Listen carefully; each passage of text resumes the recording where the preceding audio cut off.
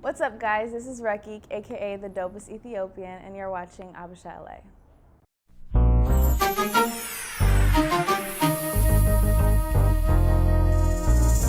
I was born in North Hollywood. I've been growing up in the Valley my whole life. I have one sister and one younger brother, and yeah.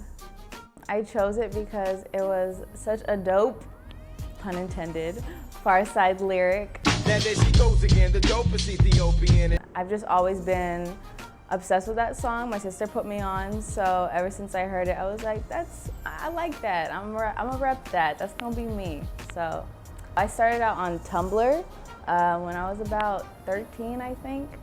And from Tumblr, I went to Instagram. From Instagram, I went to Twitter. From Twitter, I went to Snapchat, so on and so forth. I was just really enjoying myself on the internet. I bet this is how Beyonce cries. Ooh, Jay-Z, why me? Let's record that, that could be a hit.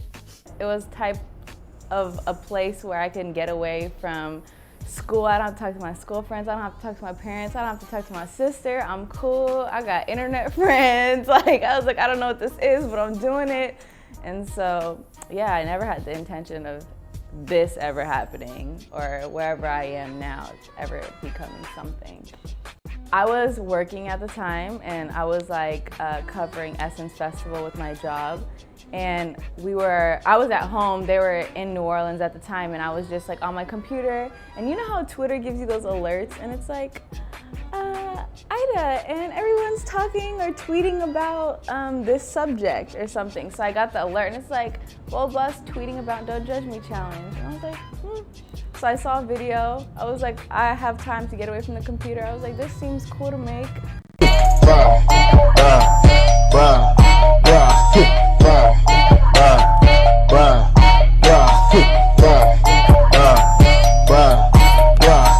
And like within 5 minutes, it was like crazy. And I was like blown away. I was like, I don't know what's happening. Like my internet was glitching, like everything was glitching. I was like, it was real, it was unreal. Like, it was like literally unreal.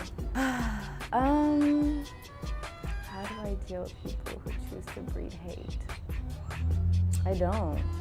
I feel like it's like just like a thing people battle every day. Like I never had like an exact way to handle it. I think it's just like now I just don't entertain it. I try my best not to entertain it. So it affected me when I was younger, because being on the internet and people are like, you be, you this, F you. And I'm like only 13, only 14. And I'm like, what's going on? Like, what am I doing wrong?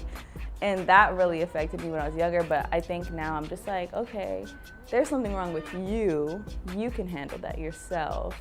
I'm not doing anything wrong, so.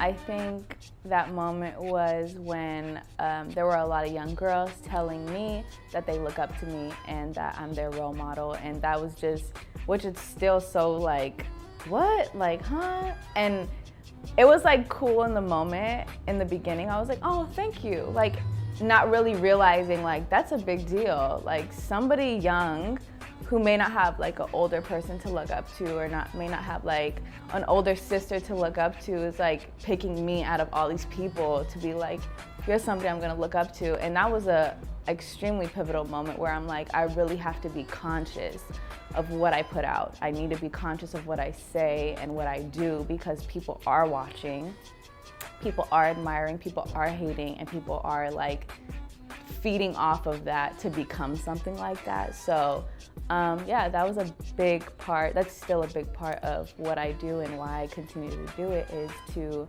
give hope to like young girls who are like, I can't do this, or I can't work out, I can't do my own hair, I can't do my own makeup. I'm like, girl, like you can, like you really can. Like if I could do it, trust me, anyone could do it. We're out here I'm just having fun, like just having fun. I think it's just like being able to claim something. I know there's a lot of people that aren't able to claim something, or they don't know where they come from, and it's really hard for them to identify with something. And it has been hard, especially being born and raised in America. I'm too American for the Habeshas, and I'm too Habesha for the Americans, so I'm like in a gray area. But definitely my culture is my favorite thing, is that I'm able to understand a different language than some people. I'm able to wear different clothing. I'm able to just like, I don't know, being HabeshaLA is so dope. Like it's dope, like being dope, yeah.